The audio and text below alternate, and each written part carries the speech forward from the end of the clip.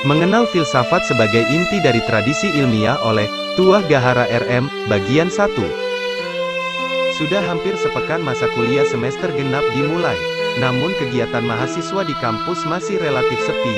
Hari ini adalah jadwal pertama kuliah Filsafat Umum dan Bahasa Indonesia semester 2. Pada kesempatan ini kita akan belajar tentang filsafat umum, dari buku, Penganti Makalah Filsafat Umum, karya Dr. Limas Dodi, M.Hum. Pengertian filsafat.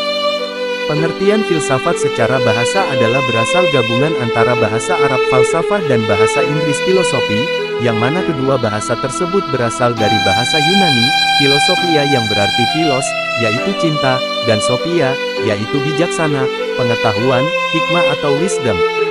Jadi apabila digabungkan, filsafat adalah cinta kepada kebijaksanaan atau kepada kebenaran.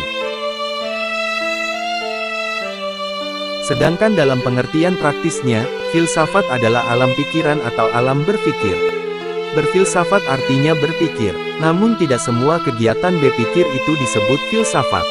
Hanya berpikir secara mendalam dan sungguh-sungguh, serta secara radikal sampai ke akar-akarnya dan sistematis saja, yang disebut berfilsafat. Secara terminologi, filsafat memiliki beberapa arti.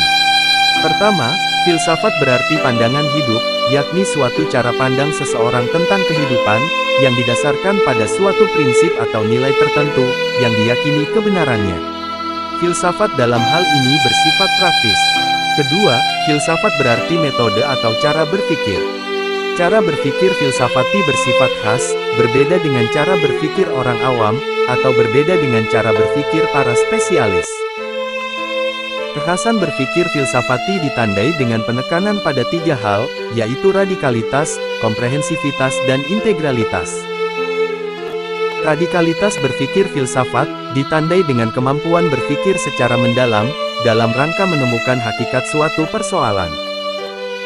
Komprehensivitas berpikir filsafati adalah kemampuan dan kemauan memikirkan segala aspek yang terkait dengan suatu persoalan, karena sesungguhnya setiap persoalan tidak berdiri sendiri sebagai satu variabel saja, tetapi selalu terkait dengan banyak variabel. Sedangkan, integralitas berpikir filsafat adalah kemampuan mensistematisasi berbagai variabel dari suatu persoalan sebagai suatu keutuhan. Filsafat dalam arti metode berpikir, maka bersifat teoritis dari metode berpikir yang demikian, kemudian melahirkan ilmu yang disebut dengan ilmu filsafat. Demikianlah sekilas pengantar tentang mata kuliah Filsafat Umum. Semoga bermanfaat.